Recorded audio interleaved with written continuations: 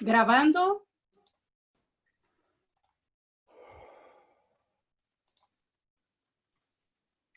Olá, boa tarde a todos. Bem-vindos à nossa live do Columbia University Alumni Club de São Paulo, o clube dos ex-alunos da Universidade de Colômbia, desta vez com o entusiasta de criptomoedas Fausto Botelho.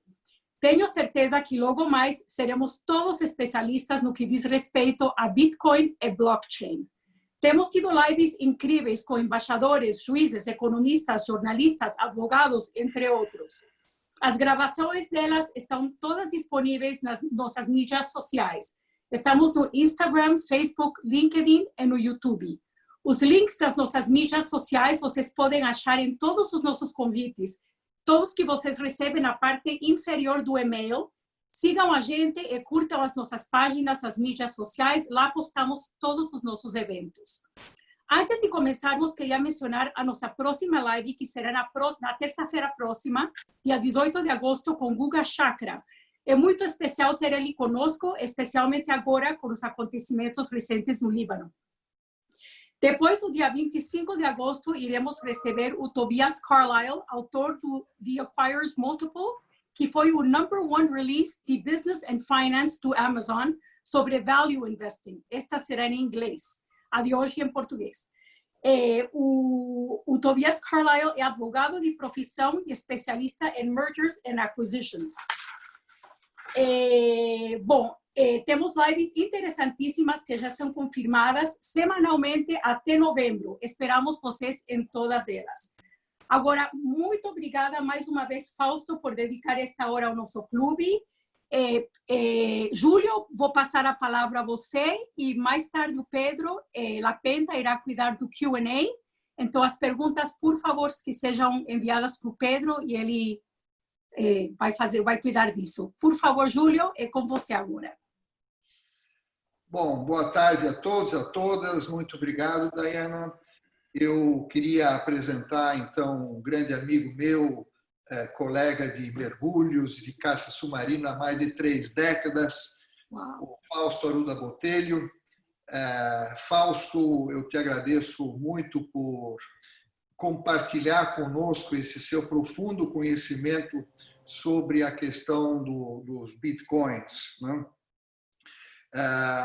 E blockchain também, né? Eu sou um total ignorante sobre esse assunto, né? Você que é casado com uma descendente alemã, tem um provérbio alemão que diz assim: Was der Bauer nicht kennt, das frisst er nicht. Tradução livre, se é mais ou menos o que o fazendeiro ou o caboclo não conhece, ele não come, né? E eu estou mais ou menos nessa com os bitcoins. E como eu não conheço, eu não aplico, né? Para mim, isso aí é uma aplicação um tanto quanto abstrata, né? Então, eu tenho inúmeras perguntas, não sei se você vai responder, mas, enfim, o que está por trás, quem regula o Bitcoin, não é? Eu tenho até uma dificuldade de imaginar, ela é uma moeda, mas será que existe um balanço feito, expresso em Bitcoins, né? Qual é o lastro disso, né? E como eu falei, qual é a segurança? A gente vê o Bitcoin sendo usado aí para Caixa 2 e para coisas ilegais, e isso preocupa também, né? Também tem várias criptomoedas. Qual que vai ser a vencedora? Se eu daqui a 20 anos apostei na errada, posso ter perdido um monte de dinheiro. Por outro lado, se apostei na certa, ganhei uma fortuna, né? Então, enfim, nós vamos ter agora aí uns 40 minutos da sua apresentação e depois vamos passar as perguntas, né? Então, passo a palavra para você, que você nos ilumine com esse seu conhecimento profundo do assunto, mas lembrando que, pelo menos e eu garanto que a maioria das pessoas são iniciantes no assunto, né? Então, ilumine-nos, Fausto. Muito obrigado, Júlio. Muito obrigado, Dayana. É um prazer estar aqui falando de um assunto que eu gosto bastante, que é o assunto que nós podemos chamar de criptoativos ou criptoeconomia. Sim, nós vamos falar do ativo mais importante, que é o Bitcoin. Eu tive a sorte de ter 21 horas particulares sobre Bitcoin e criptomoedas com um amigo do meu filho, a quem eu trouxe aqui onde eu estou hoje, que é perto de São Carlos. E foram 3 viagens, São Paulo, aqui São Carlos, São Paulo. E na primeira viagem, quando eu cheguei na marginal do Rio Tietê, surgiu a palavra Bitcoin. E eu sou de um ramo, serviços no mercado financeiro. A minha empresa tem mais de 36 anos. A gente faz uma plataforma de cotações, gráficos e notícias de diversos ativos. Ações, taxa de juro, taxa de câmbio, commodities, etc. E qual não foi a minha surpresa de saber que eu estava comendo barriga, já fazia anos, porque existia uma nova classe de ativos que eu simplesmente desconhecia. Então foi muito bom, porque corremos e estamos aí tentando tirar o tempo perdido. E desde 2017, então, eu comecei a me interessar muito por esse mercado e descobri que a gente tem que pensar um pouquinho fora da caixa para entender o Bitcoin. E quando a coisa é um pouco mais complexa, entra a didática. Então, tentei me especializar na didática e vou estar oferecendo isso que eu venho desenvolvendo há algum tempo para vocês aqui agora, nesse one-on-one aqui que nós estamos fazendo sobre Bitcoin e esse novo mundo que está surgindo.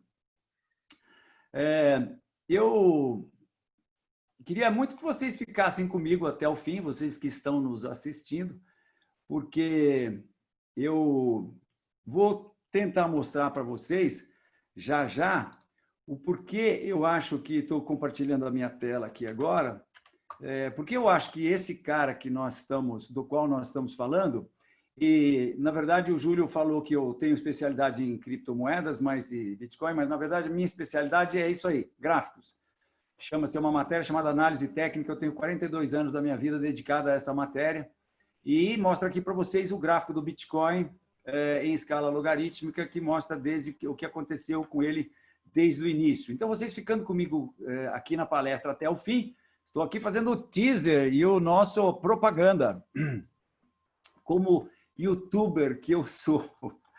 Então, eu pretendo mostrar a vocês, usando esse gráfico, porque eu acho que o Bitcoin vai substituir o dólar como moeda de transações internacionais e porque eu acho que ele vai valer $1 milhão. Esse gráfico aqui, eu apontando alguns aspectos desse gráfico, vocês, eu acho que vão concordar comigo que é absolutamente possível que o Bitcoin chegue em $1 milhão. Mas, então, o ponto é, o que é o Bitcoin? Eu vou aqui para alguns slides que eu preparei para vocês, alguns slides e outros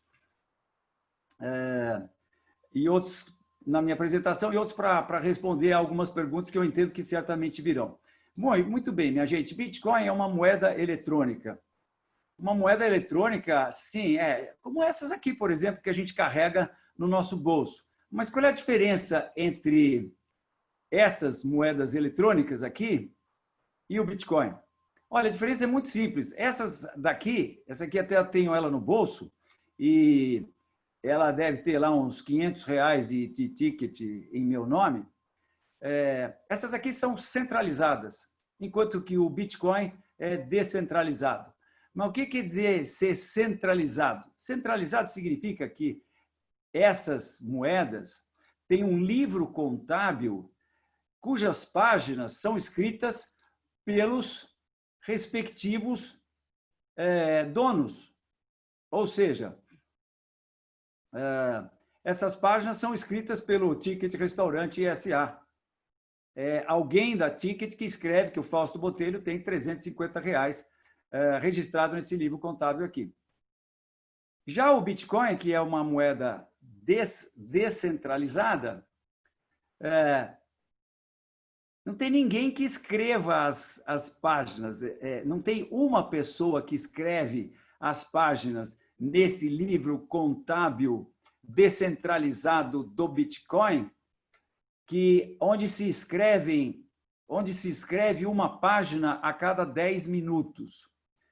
Como assim? Por quê? Porque assim foi determinado pelo senhor Satoshi Nakamoto, que em 2009, Satoshi Nakamoto, que não é esse cara aí, e não é esse senhor aqui que posou para uma selfie para mim lá na Colômbia, quando eu fui numa conferência, ele foi apenas confundido, só porque ele tem o nome de Dorian Satoshi Nakamoto. Mas esse senhor aí, em 2009, criou uma moeda sem empresas...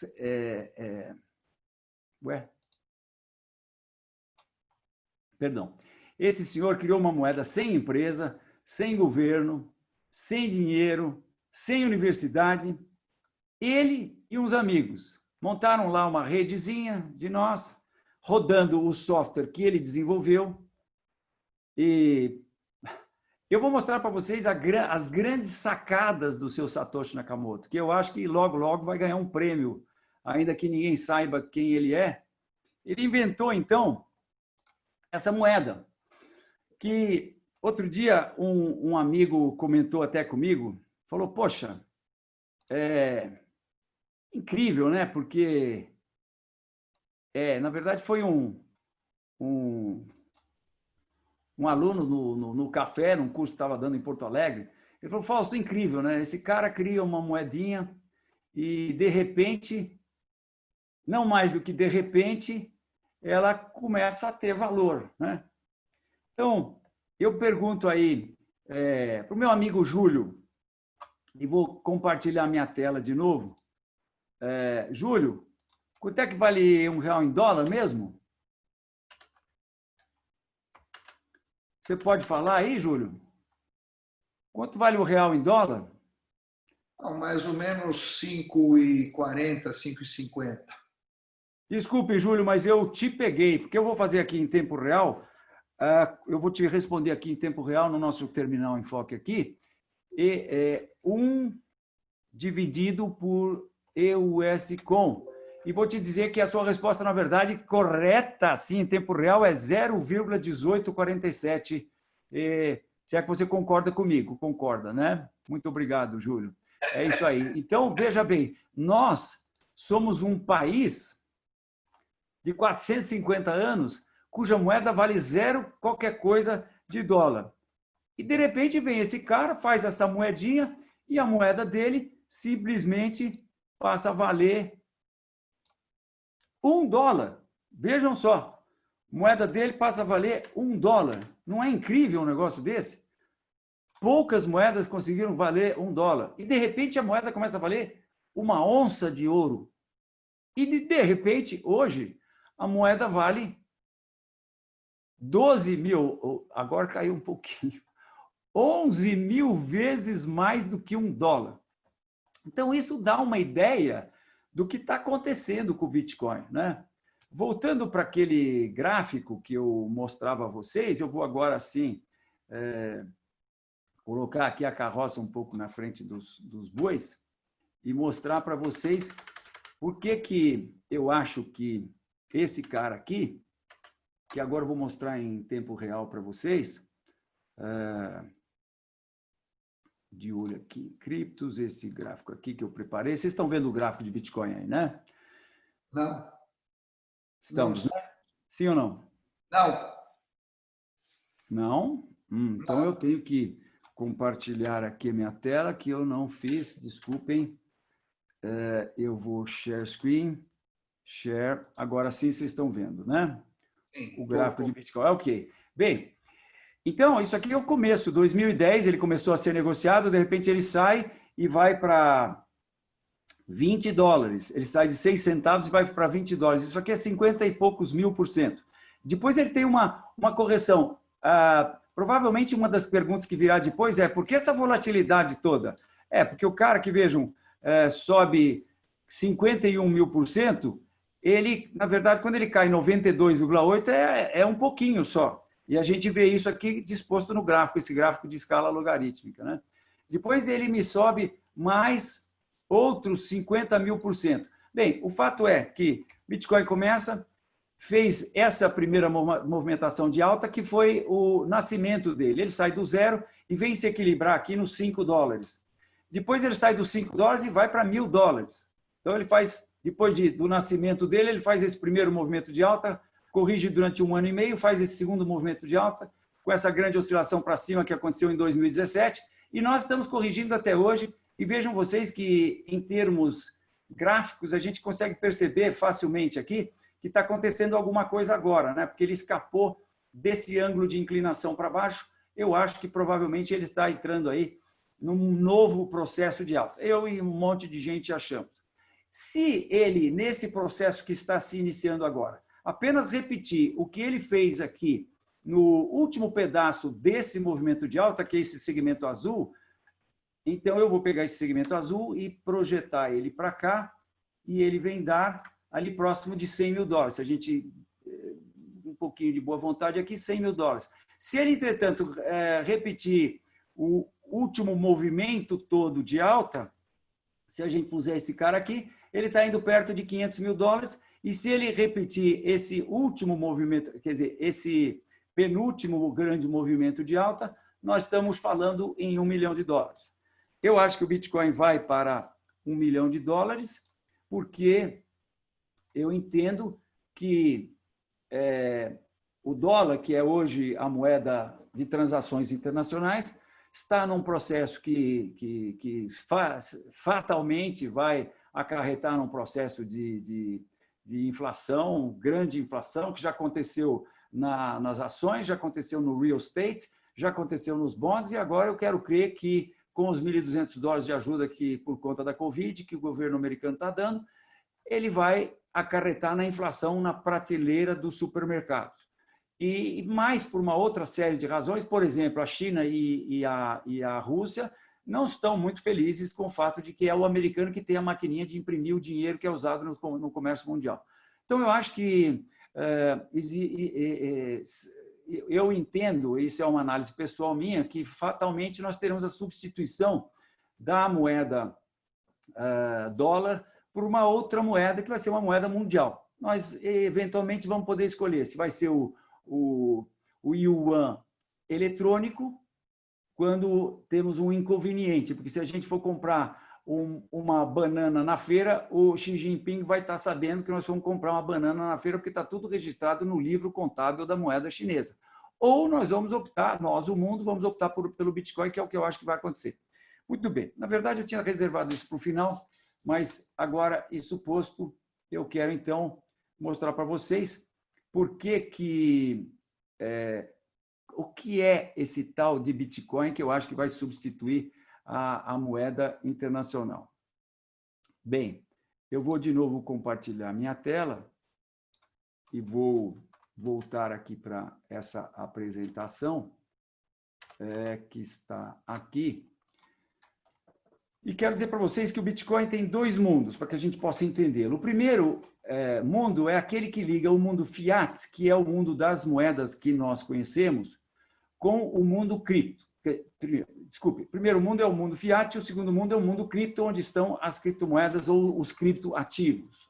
Para a gente ter uma ideia dos criptoativos, eu quero aí, para quem quiser fazer uma lição de casa, quero deixar um endereço aqui, que é esse cara que está aqui, CoinMarketCap. Isso é a bíblia das criptomoedas. E aqui a gente, olhando esse site, nós podemos ver aqui em tempo real que existem 6.402 cryptocurrencies, que na verdade são criptoativos, que são ativos tokenizados.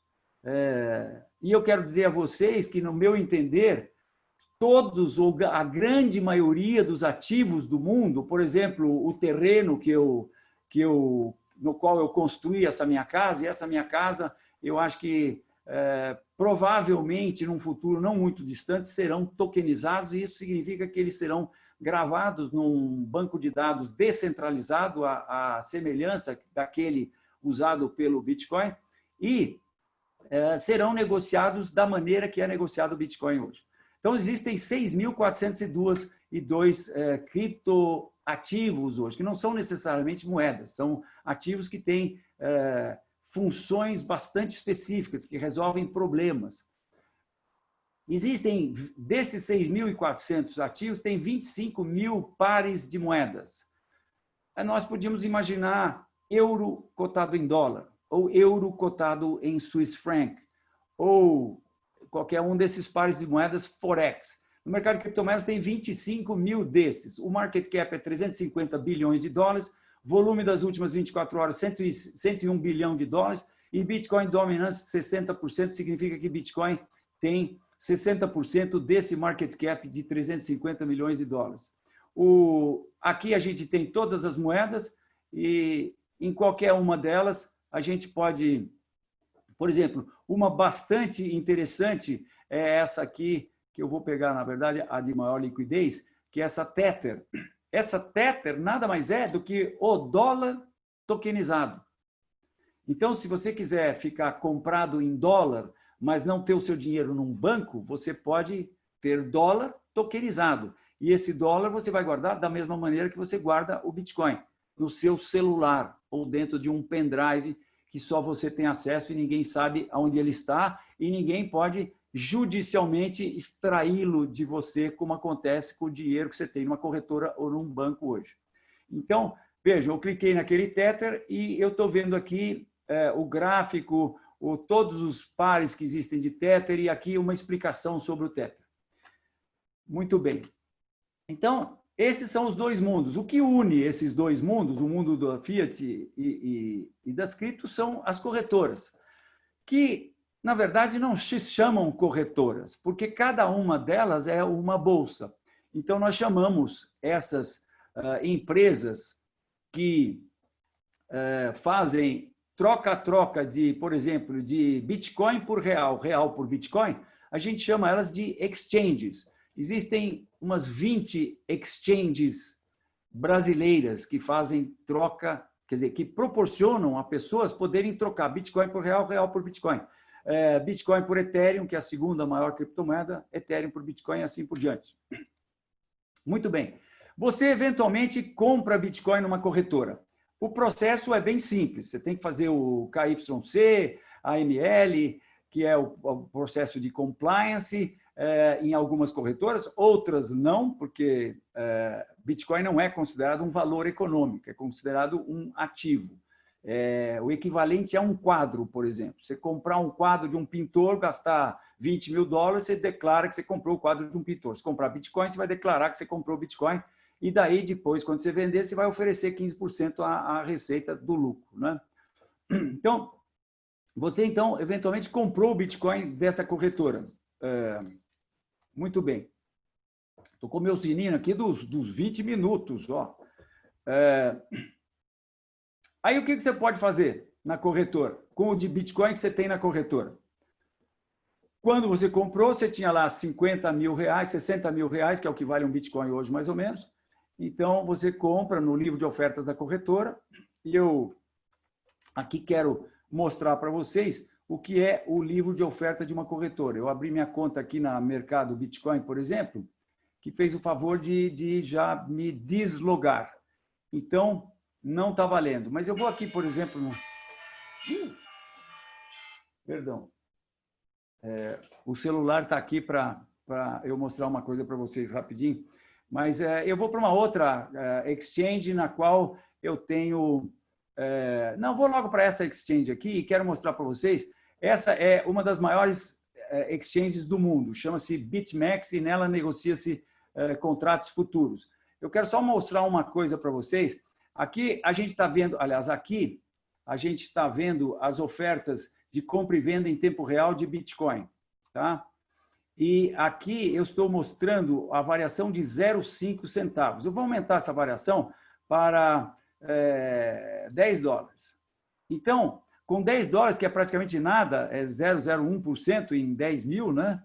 Se não me falha a memória, vejam o que tem de oferta de compra e vejam a velocidade disso. Tem 1.300.000 na compra e tem 2.500.000 dólares na venda. Então, vejam a liquidez disso. Quem quiser comprar, quem quiser vender 600 mil dólares agora, aperta um botão e liquida na hora. Né? Então, é nessas corretoras que, então, processa-se essa troca de bitcoins. As corretoras... Então, vão proporcionar a você poder comprar esse Bitcoin. Você também pode comprar de um amigo, conforme eu vou mostrar para vocês aqui agora. Muito bem. Se os seus Bitcoins estão na corretora, você tem o risco corretora. Você não é dono dos Bitcoins. Judicialização pega na corretora. Agora, você, se está com os Bitcoins na corretora, você tem agilidade nas suas transações se você quiser fazer trade de Bitcoin. Então, eu, por exemplo, tenho algumas Bitcoins nessa corretora, que é essa daqui, que é a Binance, que é a maior corretora do mundo. Uma coisa interessante, esse cara que montou essa corretora era da Bloomberg, da parte de mercados da Bloomberg. Ele junta os amigos, monta uma corretora e em 7 meses ele vira a maior corretora de criptoativos do mundo. Detalhe, o headquarters dele é na nuvem. Ele agora está se estabelecendo em Malta, porque o primeiro-ministro de Malta falou: "Hey, crypto guys, welcome. No taxes here, low taxes here." Então, o mundo cripto foi se estabelecer em Malta. A comunidade europeia não gostou muito, mas o cara não ficou muito preocupado. Está recebendo todos os grandes novos projetos do mundo, estão indo lá para Malta.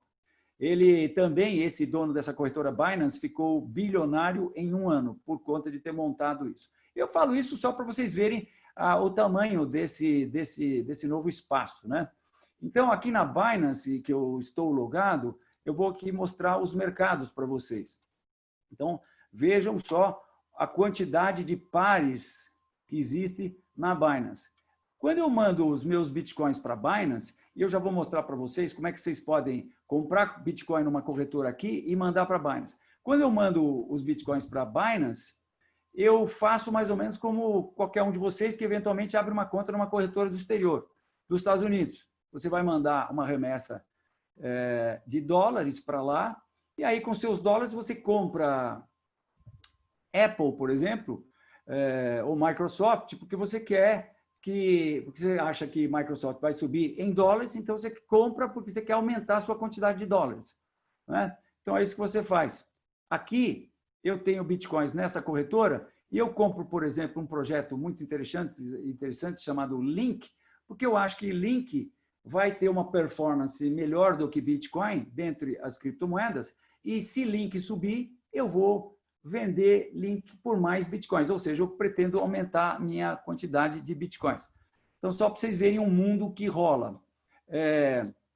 Outra coisa que eu queria mostrar também é a liquidez do mercado como um todo. Ó, vejam só, eu estou indo aqui para a 22ª criptomoeda, que é Cosmos, por exemplo, 229 milhões de dólares de negociação. Se a gente puser aqui volume, ordenar isso por volume, Tether, que é essa moeda dólar tokenizada, 38 bilhões de dólares de negociação. Bitcoin, 25 bilhões de dólares e assim por diante. Mas vamos lá. Então, como é que você faz para guardar os seus Bitcoins? Olha, percebam que nós estamos falando de uma moeda eletrônica que passa pela internet.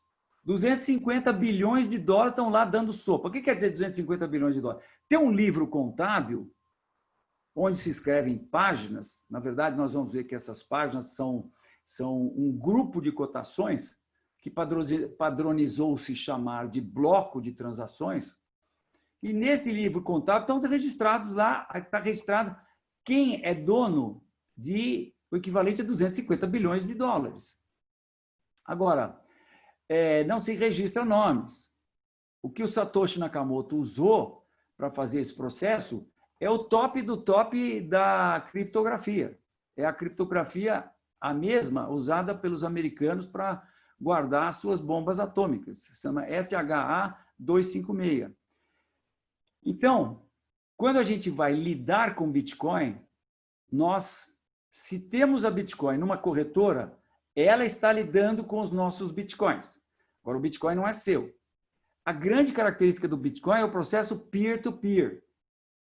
É o processo que a gente tira o intermediário, a corretora, o banco. Nós não precisamos mais do banco para mandar 10 mil dólares, 10 milhões de dólares, 10 bilhões de dólares instantaneamente para qualquer lugar do planeta. Nós não precisamos mais. Como é que isso funciona? Nós passamos a ter domínio sobre um processo de criptografia. Então, quem faz isso é um software. Qual software? Bem, se a gente entrar na Apple Store, ou se a gente entrar lá, Bitcoin Wallet, a gente vai ver que são diversos esses softwares. Onde é que eu estou aqui? Eu estou aqui. Desculpem, é muita janela aqui. Você pode guardar esses softwares online no seu celular ou no seu laptop, ou você pode usar um pendrive, que é um processo um pouco mais seguro. Outra maneira que eu falei de comprar Bitcoin, já falei, sorry. E, bem, eu cliquei num botão aqui e estou apresentando para vocês aqui o white paper do Satoshi Nakamoto. Foi esse white paper aqui que revolucionou o mundo. Mas vamos lá. Eu tenho que voltar aqui para esse cara e quero mostrar para vocês que eu uso essa carteira. Não tenho nenhuma ligação com essa empresa, mas eu uso essa carteira que está aqui no meu celular. Se eu clico no ícone dessa carteira no meu celular, vai aparecer que eu tenho uma carteira só de bitcoins apenas, porque eu poderia ter outras criptomoedas, e eu tenho aí R$ 259,58. Não, digo, isso é o equivalente a 259,58, porque na verdade eu tenho 0,0043 bitcoins. Muito bem. Quando eu baixo essa carteira, ou esse software, a primeira coisa que ele faz é perguntar para mim, e aí, você quer fazer uma carteira nova ou você quer criar uma carteira de backup? E o que ele quer dizer com isso? Ele quer dizer que ele está perguntando para mim se eu quero que ele crie uma chave de encriptação. A chave de encriptação é uma senha que tem 54 caracteres, maiúscula, minúscula e números. É um negócio desse tamanho aqui, que pode ser representado, como tudo, né, num QR Code. Para vocês terem uma ideia, existem essa quantidade de possibilidades. O número de grãos de areia na Terra elevado a 63. Esse número é impronunciável. O que o software faz é aleatoriamente escolher um desses. É mais ou menos a quantidade de átomos do universo. Quer dizer, provavelmente todos os endereços de Bitcoin criados até hoje cabem dentro da minha mão, né? Quantos milhões ou bilhões de átomos tem aqui dentro da minha mão, das minhas mãos, né? O que a carteira faz é pegar um átomo lá de alguma galáxia lá que eu estou de uma maneira completamente aleatória, e essa é a sua chave, que ninguém tem condições de saber. Talvez os computadores quânticos que vêm vindo aí vão ter condições de rastrear todas essas combinações, mas enfim, então é isso que a gente tem quando a gente baixa uma carteira de Bitcoin.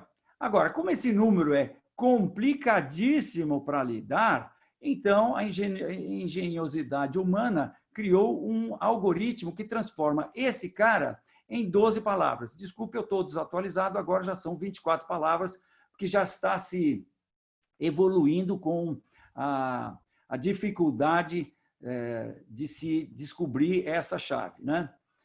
Para alguém quebrar uma chave dessas, precisa a energia do Sol e o tempo de duração do universo. São todas coisas assim muito superlativas, né? Muito bem. Então, o que cada um de nós tem que fazer quando tem uma carteira de Bitcoin? Que é o que, provavelmente, se ele for um investidor de longo prazo, e John Maynard Keynes já dizia que no longo prazo, mesmo nós estamos tudo debaixo de 5 palmos de terra, né? Mas, enfim, quem levar os seus bitcoins para a cova, eventualmente vai deixar de herança exatamente essa chave, que é a chave com a qual ele acessa os seus bitcoins. E que, hoje em dia, passando pelo algoritmo, é substituída por 24 palavras, tá? Então, você tem que escrever, você tem que escrever essas palavras num papel e guardar. Muito bem. É importante que se entenda o que é uma transação de Bitcoin. Então, a primeira transação que você vai fazer, provavelmente, é tirar os Bitcoins da sua corretora e trazer para o seu celular. Para a carteira que criou essa chave de encriptação e que está aqui dentro do seu celular. O seu celular, se você clicar na carteira de Bitcoin e clicar em receber, ele vai estar mostrando uma chave pública. Porque esse processo criptográfico, que é o mais avançado do mundo, ele tem propriedades criptográficas e uma delas é o fato de que você tem a chave privada, que só você tem, que são aquelas 24 palavras. Tá?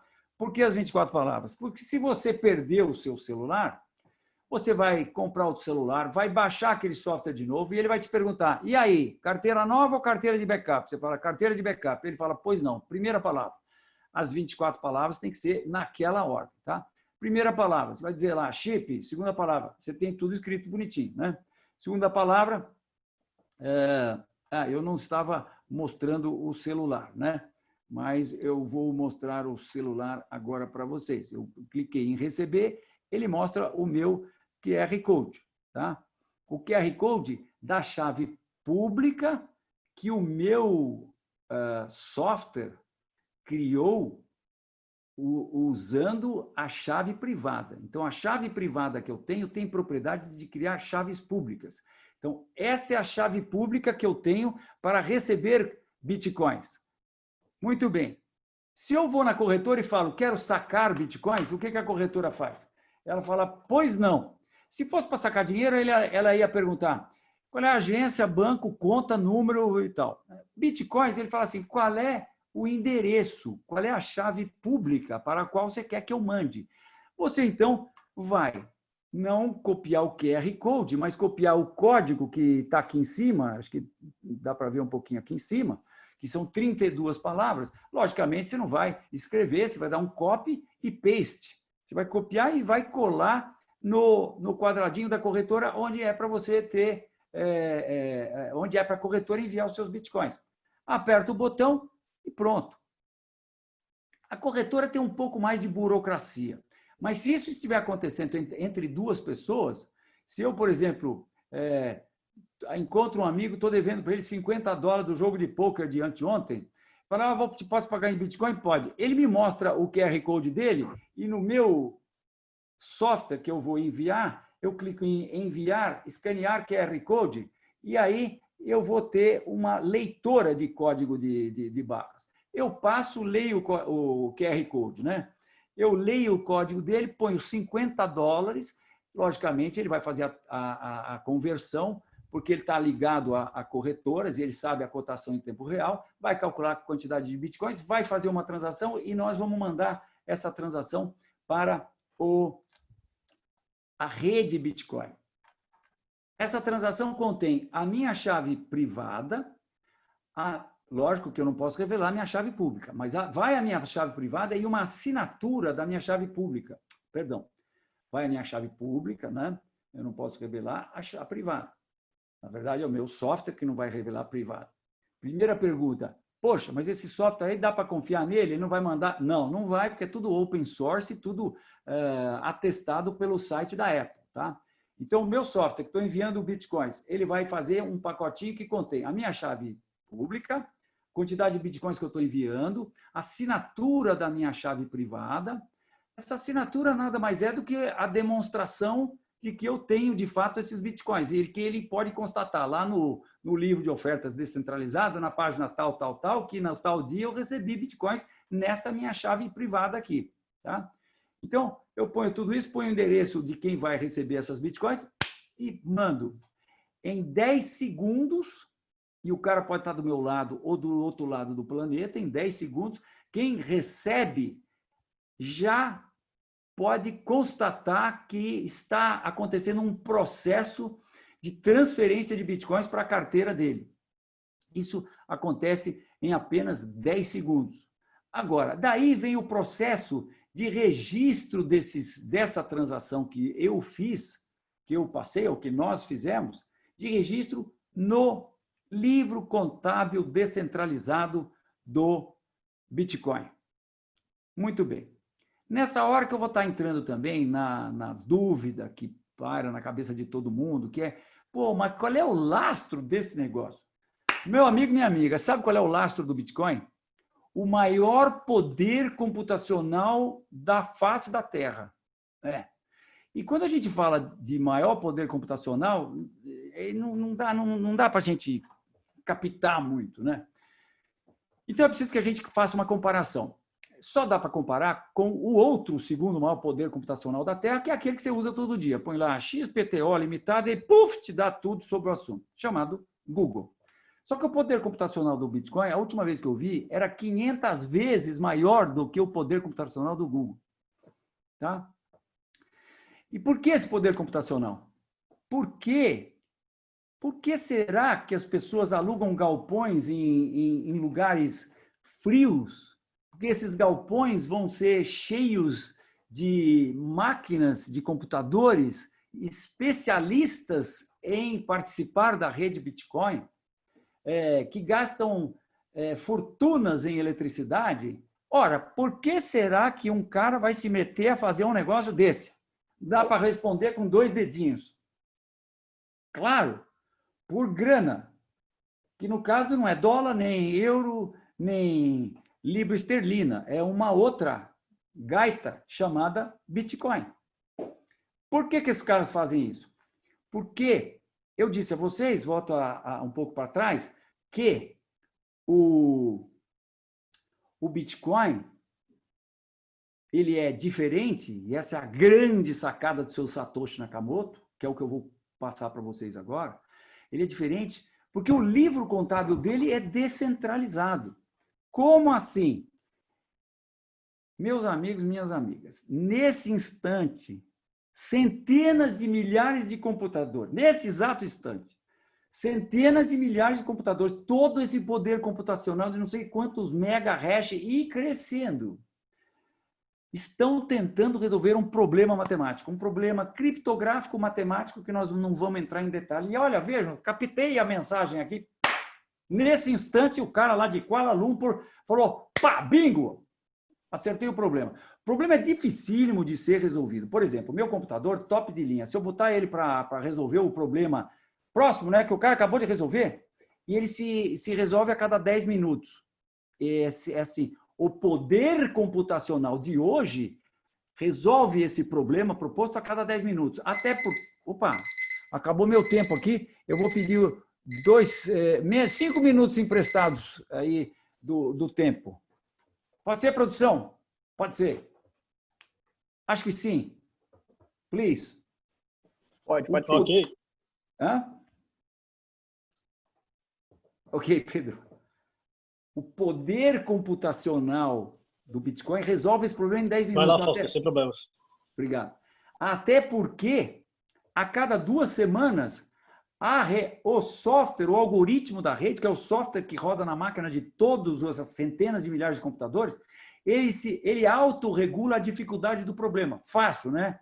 Qual é a média de resolução do problema? 12 minutos. Está muito difícil. Diminui a complexidade do problema. Qual é a média? 8 minutos? Aumenta a complexidade do problema para que seja em 10 minutos. Pô, mas por que 10 minutos? É para sacanear com os hackers. Tá? Tudo isso que eu vou falar aqui agora é para dificultar a vida dos hackers, dos hackers. E por isso mesmo que faz 10, quase 12 anos está fazendo, que ninguém mexeu 1 centavo do tal do livro contábil do Bitcoin. Ninguém conseguiu entrar lá e falou, esse Bitcoin aqui que é dessa chave pública, não é mais, apaga aí esses 10 milhões de dólares aqui, eu vou botar na minha chave pública, que é o que está para fazer. O hack do processo de Bitcoin é esse. Não dá para fazer. Por quê? Porque o cara, para escrever uma página, ele teve que resolver esse problema. Então, quando ele resolve esse problema, que, como eu disse, é muito difícil de ser resolvido, mas é instantâneo para se confirmar que a resposta foi correta. Tá?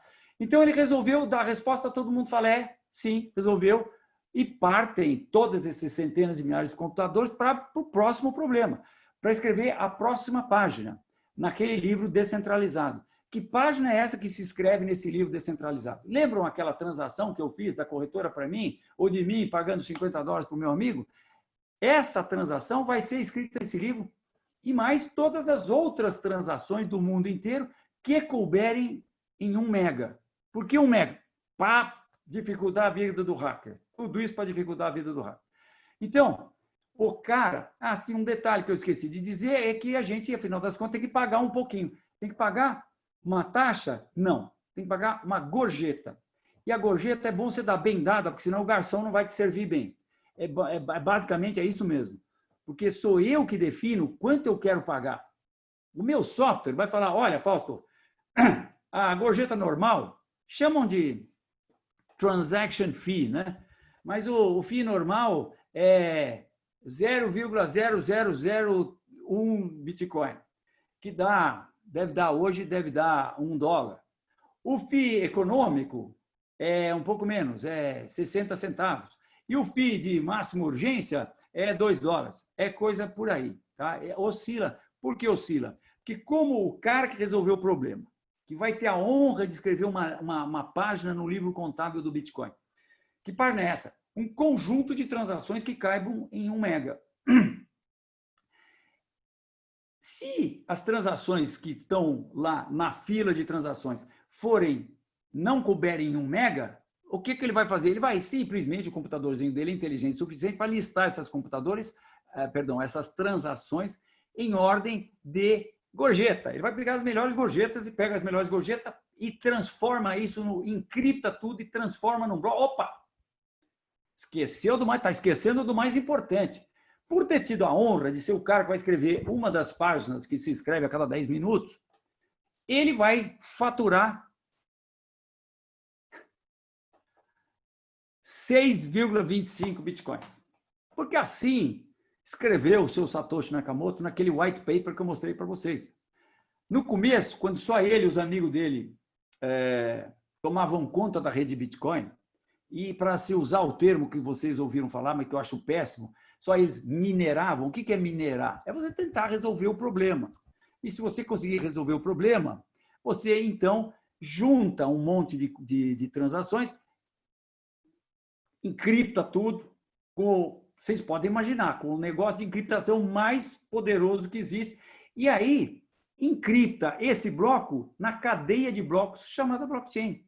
Claro, encriptou mais um. E olha, daqui a 10 minutos tem mais um. Então, se esse cara aqui quiser, e olha, um é encriptado no outro.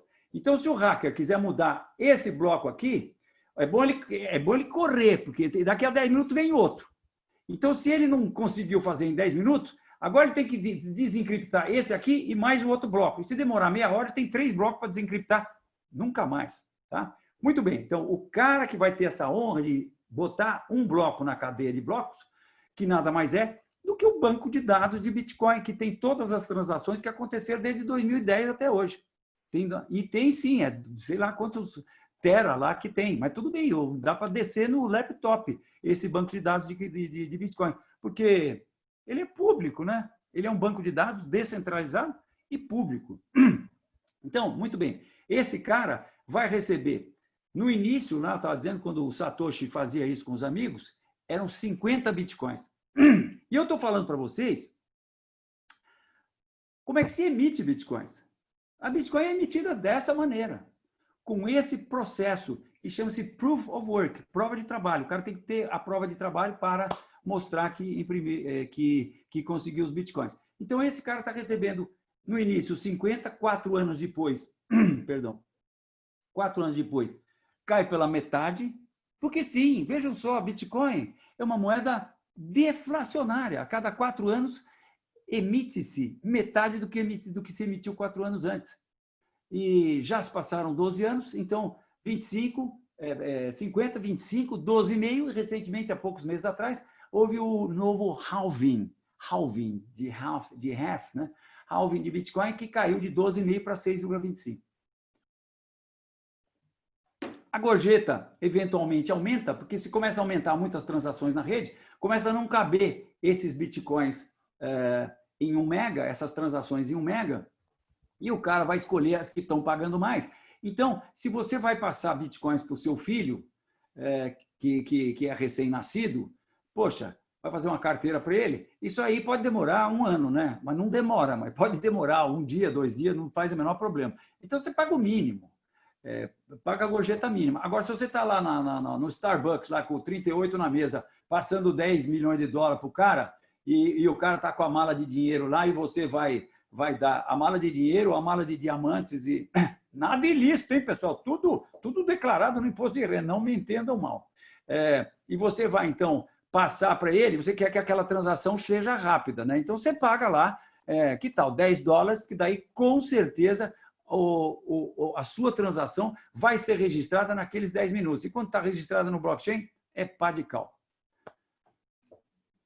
Vou responder a primeira pergunta que o Júlio fez, porque agora então entramos na fase das perguntas. Poxa, você sabe que tem um monte de gente transacionando, fazendo né, crimes com bitcoins. Sim, claro. Agora, a esse respeito, que até o presidente Trump comentou, Bitcoin é usado para...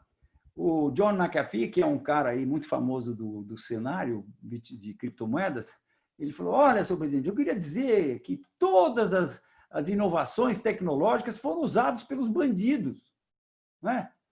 A começar do automóvel. Antes de se inventar o automóvel, eram muito poucos os assaltos a banco. Com o automóvel tinha um escape car. E os caras começaram a assaltar mais bancos. E o Bitcoin, sim, também é, claro, usado pelos bandidos. Mas tem algo que é muito mais usado pelos bandidos, chamado dólar. E com relação ao lastro de Bitcoin, eu espero ter mostrado a vocês qual é o lastro. Para que você consiga adulterar o Bitcoin, você tem que ter 50% do poder computacional. Umas 200 vezes o tamanho do Google. Talvez um governo pudesse fazer. Agora, só se for um governo mal intencionado, né? E se ele começar a fazer isso, provavelmente vai estar aumentando o preço da Bitcoin. Então, fica difícil ele fazer isso. E se for um bandido, sabe aquele cara que quer ganhar dinheiro? Se o cara que tem o cara que tem metade do poder computacional do Bitcoin, ele vai estar ganhando... ele vai estar ganhando... Hoje são criadas 900 Bitcoins por dia. Ele vai estar ganhando 450 Bitcoins por dia, por ter metade do poder computacional. Não é mesmo? Ele vai resolver metade dos problemas. Então, por isso que a gente diz que Bitcoin é impenetrável, que é quase, não dá para dizer que é impossível, mas é quase.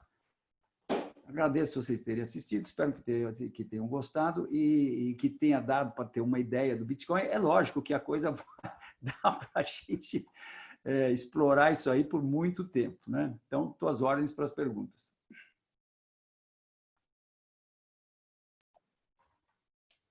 Oi, Fausto. Aqui é o Pedro. Agradeço aí pela sua ótima apresentação. Eu tenho algumas perguntas aqui que eu vou juntar em temas para você poder falar amplamente aí e basicamente envolve toda essa questão de fraude, bandidagem, por que se utiliza-se tanto o Bitcoin e outras criptomoedas em transações obscuras, enfim. Esse é um pedaço da história, né? O outro seria para você também explorar um pouquinho mais a sua avaliação de por que você acha que vai chegar nesse $1 milhão, né? O que precisa acontecer para isso virar uma moeda de utilização no dia a dia, para você ir tomar um café na rua e pagar com Bitcoin, receber em troco.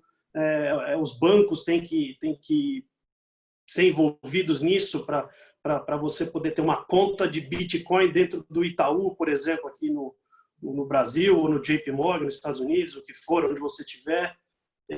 E aí, vamos para essas duas, depois eu faço as próximas perguntas aqui. Obrigado.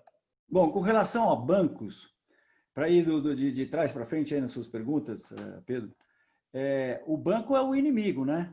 Aliás, o banco não é inimigo, mas o Bitcoin é inimigo do banco, porque o Bitcoin, no processo peer-to-peer, ele tira o middleman. Não precisa mais do middleman, você não precisa mais do banco. Você, se tiver Bitcoin na sua carteira, e logicamente, eu estou falando aqui de você guardar Bitcoins num celular, para aquele dinheiro que você leva na viagem, $10 mil, sei lá, por exemplo, um negócio legal de Bitcoin é você colocar... Uma vez eu fui viajar, tinha acho que $2.000 em Bitcoin no meu celular. Eu peguei as 24 palavras e pus no celular da minha mulher, ou seja, ela estava vendo o mesmo saldo que o meu, porque quando eu pego um celular, chamo o software de Bitcoin, ele fala carteira nova ou carteira velha? Eu falo carteira velha, está aqui as minhas 24 palavras, bota as 24 palavras lá, dou um ok, ele manda um comunicado para a rede Bitcoin, a rede Bitcoin vai lá, faz um search no banco de dados do Bitcoin e devolve o saldo. Fala, olha, essa carteira tem esse saldo aqui. Tá? Se eu ponho as mesmas 24 palavras no celular da minha mulher, eu estou com um celular que tem uma carteira que tem $2.000 e a minha mulher tem os mesmos $2.000, ou $20 milhões, se for o caso. Né?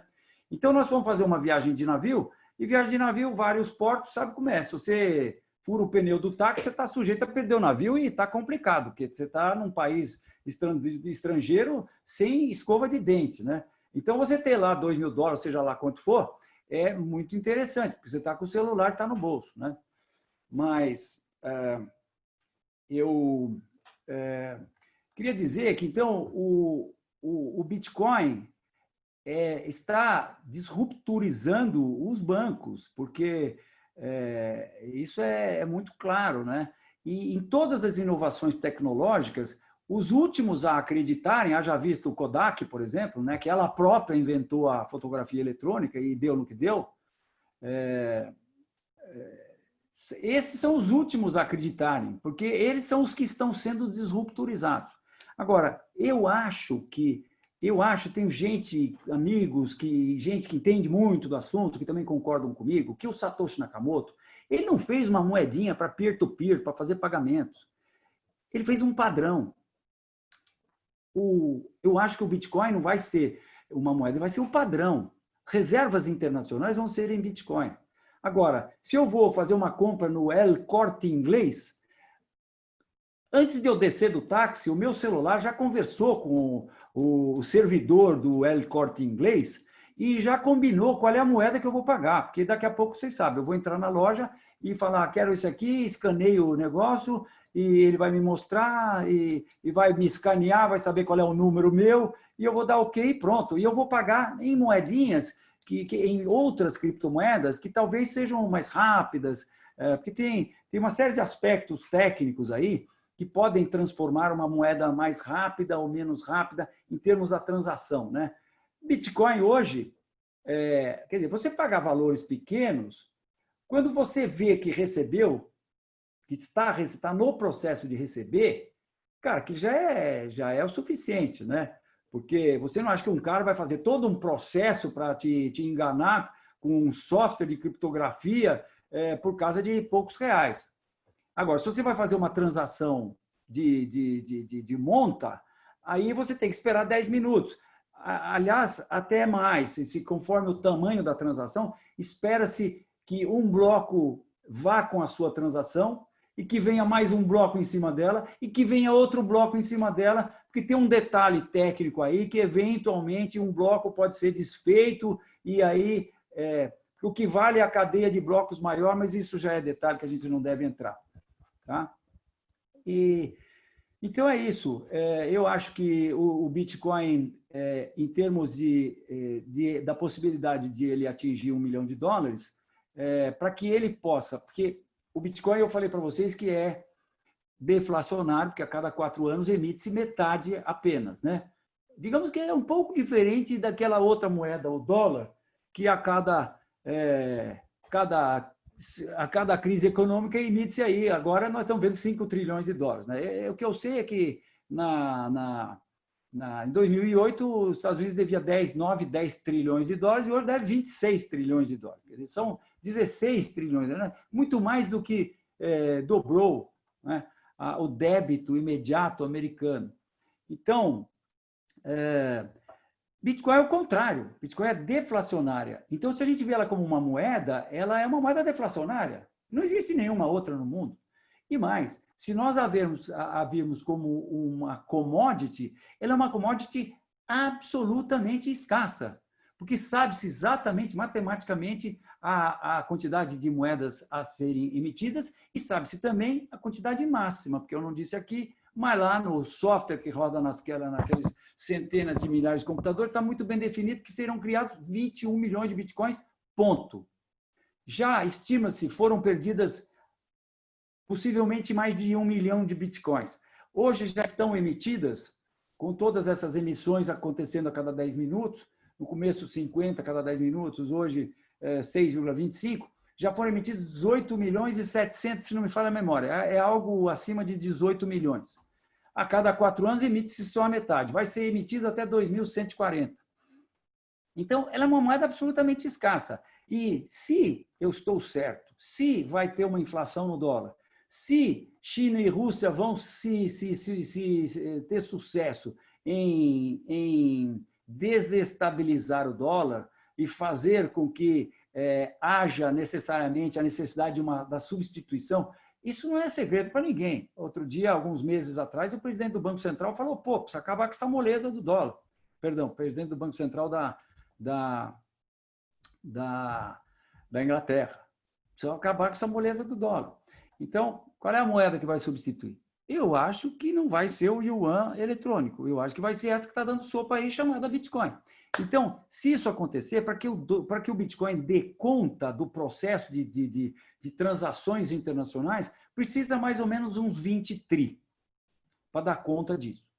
20 tri, Bitcoin é $1 milhão, ou mais do que $1 milhão. 1 milhão e poucos mil dólares, vai fazer um market cap de 20 tri. Agora, é o tal negócio. Eu acho que quando ele valer $1 milhão, você vê, quem tiver um Bitcoin, ninguém vai ter um Bitcoin. Então, eu preciso dizer aqui também que a menor unidade do Bitcoin, que pode ser dividido em 8 casas depois da vírgula, e por que isso? O Satoshi pensou em tudo, né? O ouro, a certa altura, começou a valer muito e a moeda começou a diminuir muito de tamanho, para ter um valor que dê para comprar o saco de milho lá. E aí o que eles fizeram? Bom, vamos pegar outro metal para fazer moeda, pegar na prata. Então, até já existe uma moeda que é chamada de a prata do Bitcoin, que é a Litecoin. Mas o Bitcoin não precisa de prata, de uma prata para ele. Por quê? Porque ele é totalmente divisível. Ele é divisível 8 casas depois da vírgula. Então, a menor unidade do Bitcoin, ou seja, 1 centavo de dólar de Bitcoin, é 0,0000701. E a essa unidade deu-se o nome de Satoshi, em homenagem ao Satoshi Nakamoto. Então, o centavo está para o dólar, assim como o Satoshi está para o Bitcoin, só que 8 casas depois. Então, eu acho que o padrão, na verdade, não vai ser Bitcoin, porque se o Bitcoin valer $1 milhão,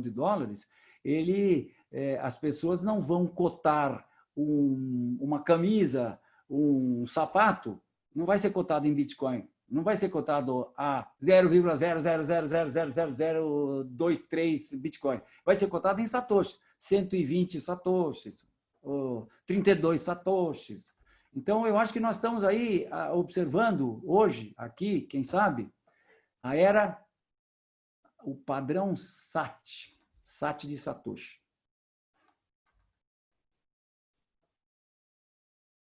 Não estou te ouvindo, Pedro, você está mutado.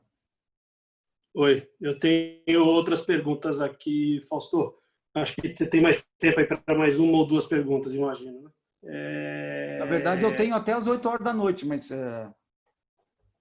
Não, a gente vai tentado encerrar, claro, eu sei, lógico, dentro do horário para não atrapalhar a agenda das pessoas. Agradeço aí podemos até fazer uma próxima aí com mais detalhes. Mas eu tenho perguntas aqui, ainda nessa linha de avaliação do Bitcoin, e aí envolvendo também outros temas, que é o seguinte: você enxerga alguma concorrência para o Bitcoin, por exemplo, a criptomoeda do Facebook, lá, Libra, que ensaiou aí um lançamento e recuaram e estão remodelando o projeto? Ou você acha que já consolidou o suficiente o Bitcoin para ela ser a principal criptomoeda, né? E nessa linha também, você recomenda outras criptomoedas? Você prefere apostar direto no Bitcoin ou fazer por exemplo, ETF de moedas ou uma cesta de moedas, criptomoedas para quem quiser participar desse mercado? Então, eu acho que nós estamos vendo agora, vocês viram 6 mil ativos eletrônicos. A Bitcoin tem 60% do market cap. É muito difícil alguém tomar o lugar da Bitcoin. É quase impossível alguma outra criptomoeda tomar o lugar. Existem outras Bitcoins criadas aí, porque vejam só, não existe a cadeia de blocos, blockchain do Bitcoin. E eu falei para vocês uma regra que é seguida por todos os nós da rede Bitcoin. Quando você vai fazer um bloco, o bloco não pode ter mais do que um Bitcoin. Aí teve uns caras que falaram, não concordo, acho que tem que ter bloco de 10 mega, porque daí vai mais rápido, cabe mais transação e tem mais throughput tem mais transações por segundo, consegue fazer mais transações por segundo. A turma de Bitcoin falou, não, muito obrigado. O outro falou, tá bom, vou fazer o meu então, com a minha regra. Perfeitamente. Então, o que ele faz? Ele que tem o banco de dados do Bitcoin na máquina dele, ele e os amigos dele, eles falam, a partir do bloco número tal, nós não vamos mais respeitar essa regra. Então, ele faz um fork, que chama fork de garfo, né? Ele faz uma bifurcação na cadeia de blocos do Bitcoin. E aí ele tem que inventar um nome novo. Os caras mais espertos chamaram de Bitcoin Cash, Bitcoin SV é Satoshi Vision, e tem o Bitcoin Gold, e tem vários outros Bitcoins aí. Até se a gente for aqui no CoinMarketCap, e essa resposta eu acho que realmente pede aí a gente ver o CoinMarketCap, que está aqui, a gente vai ver aqui, olha, a lista das top 100 cryptocurrencies, né? Você tem Bitcoin Cash, que é uma dessas, que foi fork da rede Bitcoin, que é a quinta criptomoeda. Chainlink Bitcoin SV é a sétima criptomoeda. Mas vejam vocês, essa aqui é o que chama-se, essa Binance Coin, é a moeda da maior corretora do mundo, aquela que eu comentei, e ela é a 10ª criptomoeda, market cap 3 bilhões de dólares. Ela tem uma função, se você tiver ela na sua conta corrente da Binance, e se você se dispuser a pagar sua corretagem com o Binance Coin, perdão, você tem 25% de desconto. Esse foi o primeiro uso da Utility Coin, Binance Coin. Por que o Utility? Porque ela tem um uso. Qual é o uso dela? Você paga menos comissão. Isso foi o primeiro uso. Hoje ela tem mais 90 usos. Você compra na Amazon com ela, você paga dívida de jogo com ela, porque, como eu mostrei aqui, é a 10ª criptomoeda e crescendo e tudo mais, né? Então, ainda falando dessas criptomoedas, olha, vejam só a primeira, que é a Bitcoin Cash, ela tem 5 bilhões de dólares contra 209 bilhões de dólares do Bitcoin. Quer dizer, nunca mais chega lá. E porque o lastro do Bitcoin é aquele poder computacional, que é muito maior do que os outros. Tá? Então, é isso. Espero ter respondido aí a pergunta. Concorrentes existirão. Por exemplo, acho que eu poderia... uma coisa interessante seria eu falar sobre a Link, que é a 6ª criptomoeda aqui. Olha, vejam só. Se eu clicar em Link aqui, ele me mostra o site, quer dizer, o rank dela, que é a 6ª, 2 websites. Se clicar aqui, logicamente, você vai ter muito mais informações. Aqui você tem o gráfico e aqui você tem explicação. Chainlink is a decentralized Oracle network. O que quer dizer isso? Olha, é assim, segunda maior criptomoeda é o Ethereum. O Ethereum, ele é uma plataforma para você criar tokens eletrônicos, para você criar outras criptomoedas. Por exemplo, você cria, em vez de você ter a sua blockchain própria, você usa a blockchain do Ethereum. Para usar, você paga na moeda do Ethereum, chamado Ether. É o Ethereum. A plataforma Ethereum, assim como diversas outras plataformas, 6.000 criptomoedas, né? Já tem criptomoeda que faz tudo que vocês imaginam, mas muitas coisas que vocês nem imaginam, tá? Então, a plataforma Ethereum, nela rodam também os chamados contratos inteligentes, que é uma grande invenção das criptomoedas. Contratos inteligentes que se auto-executam. Os advogados aqui presentes, nos assistindo, que saibam que a tendência é diminuir os fregueses aí para o futuro, porque os contratos vão se auto-executar. Vejam só que perigo para vocês, advogados. Tenho muitos amigos advogados, e com todo respeito, logicamente, não é só a profissão de vocês que está sob risco, né? Muitas delas estão sob risco aí. Mas esses contratos, para se auto-executarem, eles precisam consultar o que chama-se oráculo. Oráculo que vai saber se na data tal, por exemplo, apostamos que o Corinthians vai ser campeão no ano 2021. Na época certa, e havendo campeonato e tudo mais, né, com as regras do contrato, ele tem que sair à praça para buscar informação. Quem ganhou o campeonato paulista brasileiro de futebol? E aí, o que ele vai? Vai consultar o oráculo. O que é o oráculo? O G1, por exemplo, o site da Globo, o site do Estadão, ou aquele maior oráculo de todos, chamado Google, né?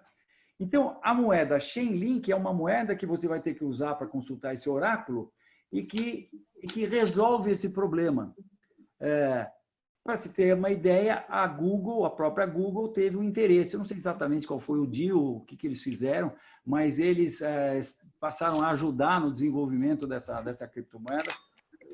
Então, essa é uma criptomoeda específica, que tem uma função específica, que é uma necessidade que não existia antes. Uma outra, rapidinho, a Engine. Engine resolve um problema da indústria trilionária dos jogos eletrônicos. Imaginem vocês que existem milhões de itens ativos eletrônicos que são criados no universo dos mundos dos jogos eletrônicos. Você pode ter, por exemplo, uma metralhadora especial num jogo de guerra. Você pode ter criado uma cidade que você demorou, sei lá, meses para criar essa cidade no SimCity. Você pode vender essa cidade. Só que anteriormente se vendia e se pagava com as moedas do joguinho e tal.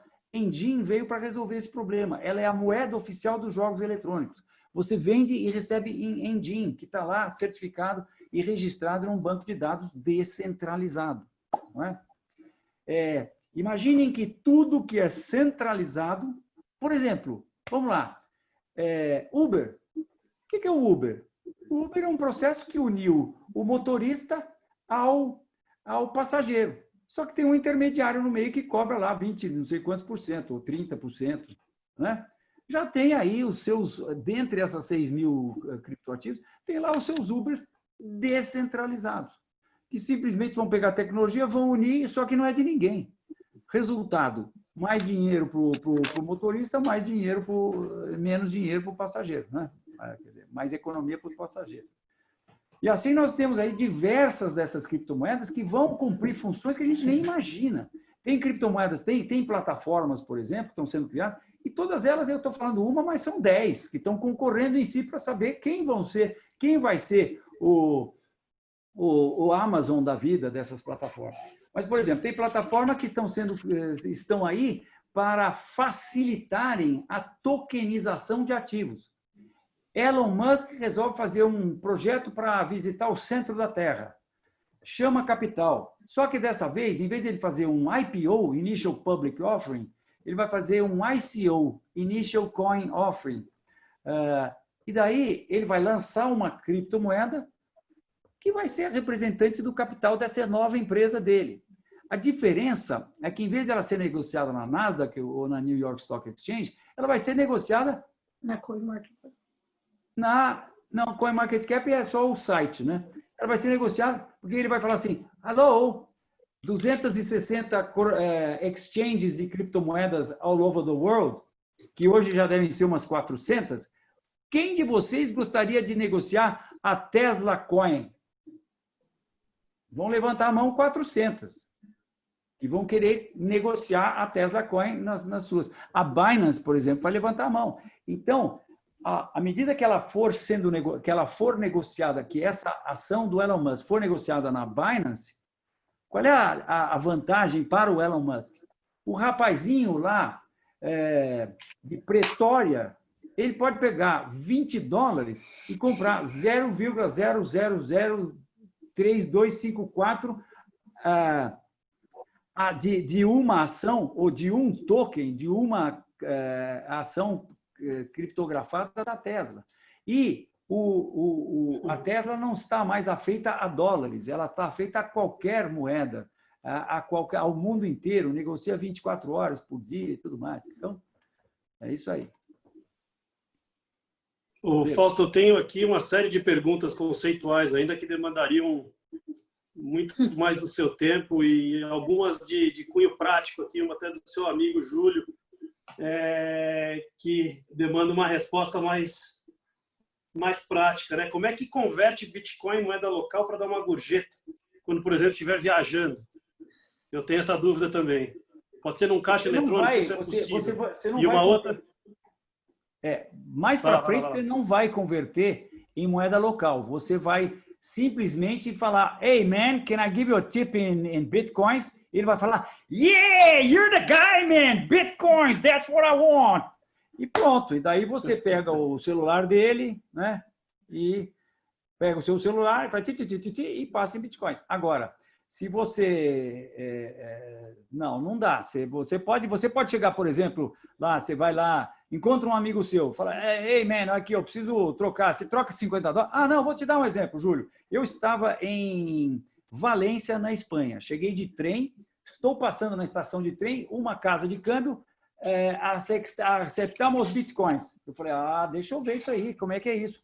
Fui lá e falei, muito bem, eu queria vender bitcoins para vocês, em euro, né? Falei, o que vocês precisam de documento para que eu possa vender bitcoins? Ele falou, nada. Eu falei, nada. Eu falei, até quantos bitcoins vocês trocam para mim? 1.000 euros em bitcoin.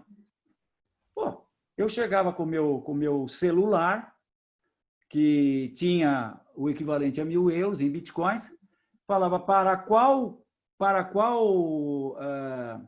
chave pública eu transfiro. Ele ia dar o QR Code dele, eu lia o QR Code, pronto. Esperava 10 minutos para o primeiro bloco, se o cara fosse muito desconfiado, achasse que eu sou um hacker, ele esperava 20 minutos, mas não, 10 minutos ele me dá o dinheiro e acabou. Transação feita, não tem banco, não tem ninguém. Tá? E eu saio com $1.000 da loja. É assim.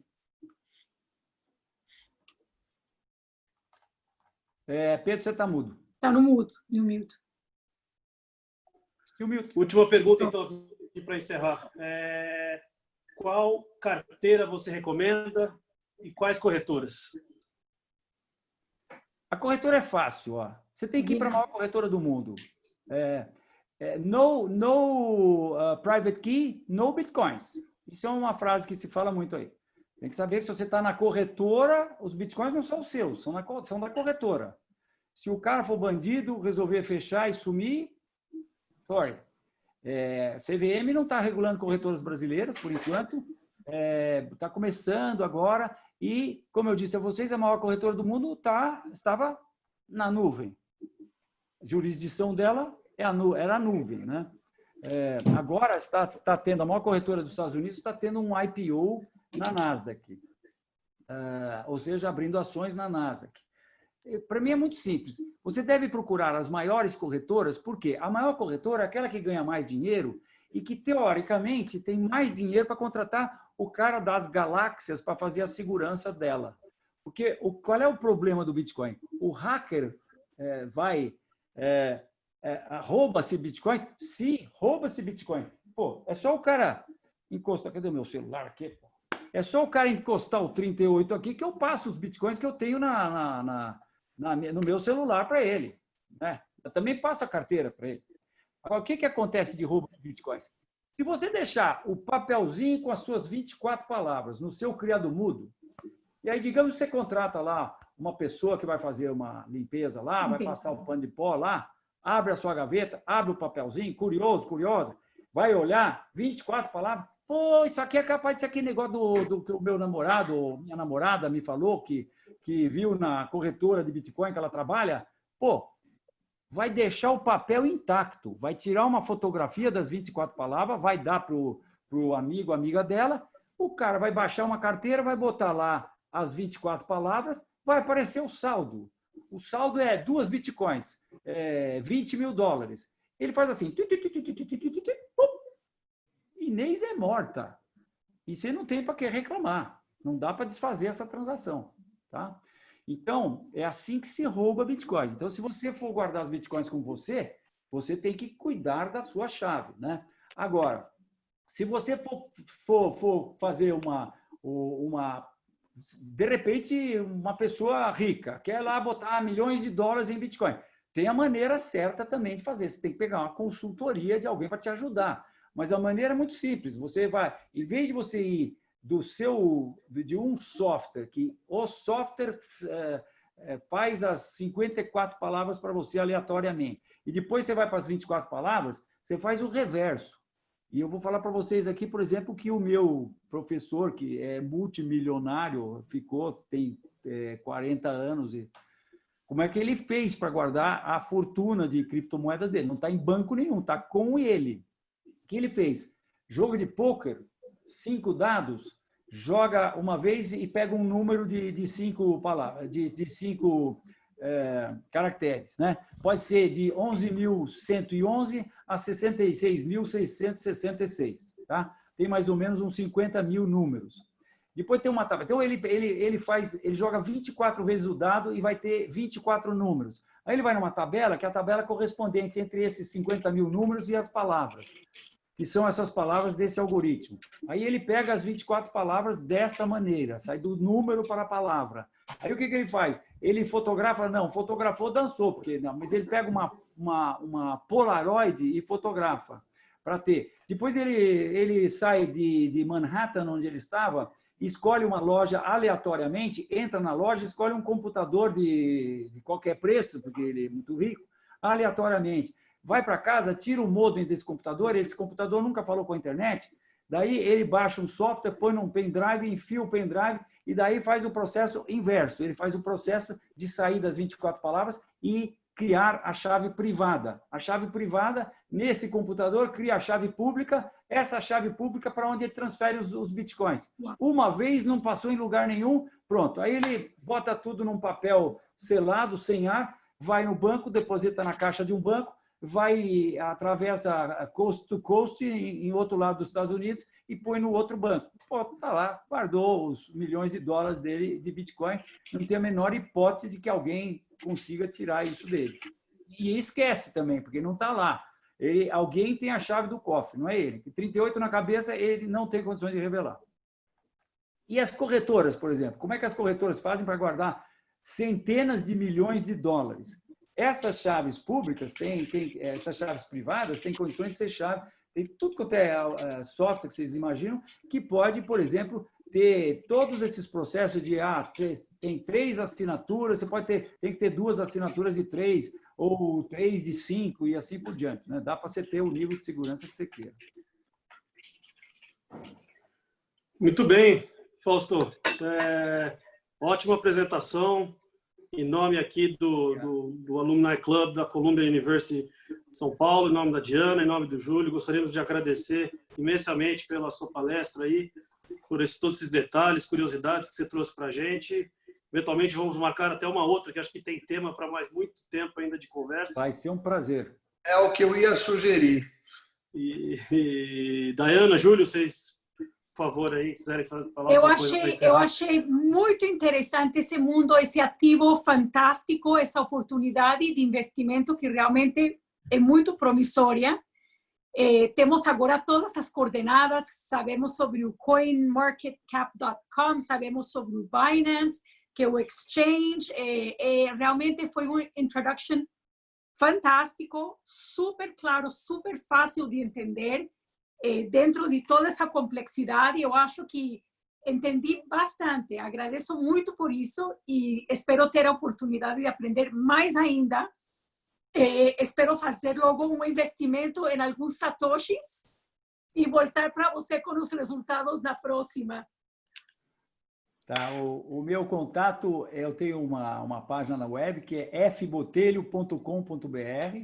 Se alguém quiser contactar, esse é o caminho. E eu respondi várias perguntas aqui. Eu só queria ter direito de fazer uma pequena perguntinha para o meu amigo Júlio. Aham.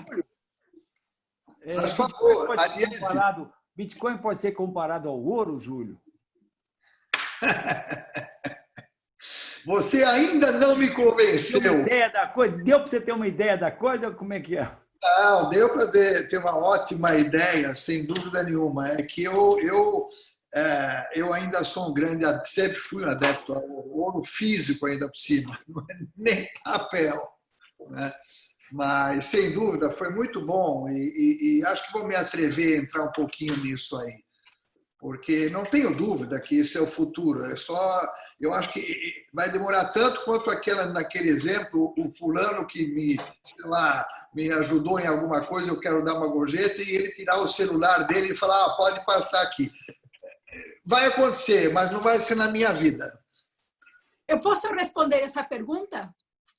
Sim, por favor, Diana. O que foi que o Bitcoin fez hoje? O que ele fez hoje?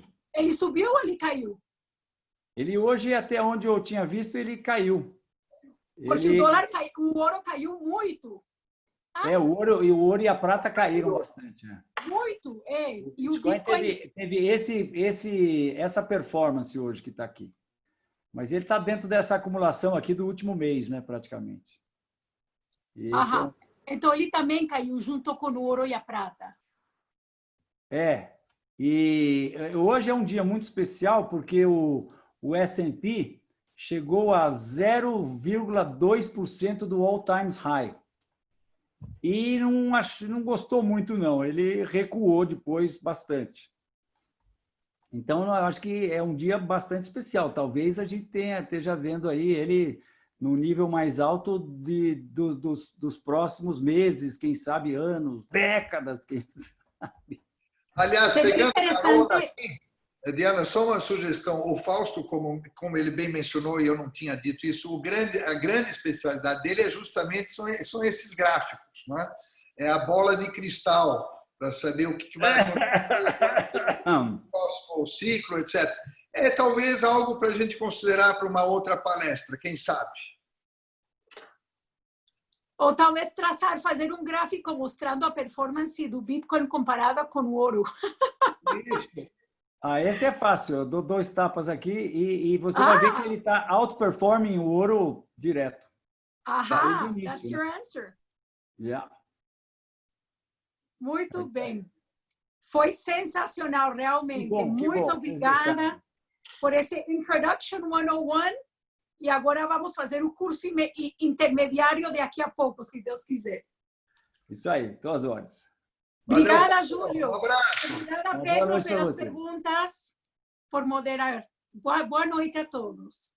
Boa noite. Boa noite, Diana. Boa noite, Fausto. Obrigado. Boa noite, Júlio. Obrigada. Obrigado a vocês.